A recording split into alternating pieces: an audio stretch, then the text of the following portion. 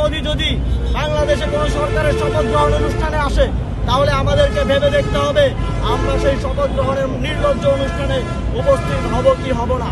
আমরা দেখছি যে একটি দল বিগত সময়ে ভারতের হাত কাঁধে নিয়ে এই দেশে মানুষের উপর জুলুমতন্ত্র ফ্যাসিবাদ চাপিয়ে দিয়েছিল। আমরা আবারও দেখছি নির্বাচিত হওয়ার সাথে সাথেই তারা আবারও ভারতের কসাই খেত নরেন্দ্র মোদীর হাত তাদের কাঁধে চায়।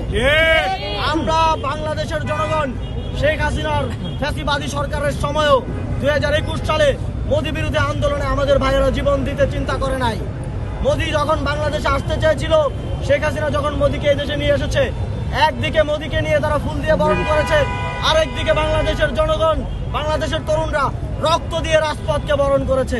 সুতরাং আপনারা আবারও যেই কসাইরা এই দেশে আধিপত্যবাদ কায়েম করেছে, যেই কসাইদের লেসপেন্সাররা এই দেশে ফ্যাসিবাদ কায়েম করেছে, তাদের হাত কাঁধে নিয়ে আবারও বাংলাদেশে জুলুমতন্ত্র কায়েমের স্বপ্ন দেখবেন না।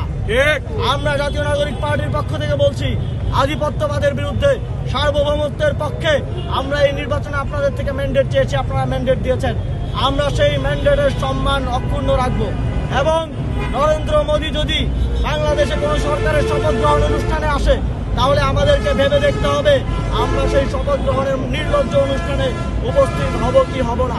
সুতরাং আপনারা এই দেশকে যারা জুলুমতন্ত্রের শিকার করেছে তাদেরকে সাথে নিয়ে তাদের আশীর্বাদ পুষ্ট হয়ে এই দেশকে শাসন করার স্বপ্ন দেখবেন না।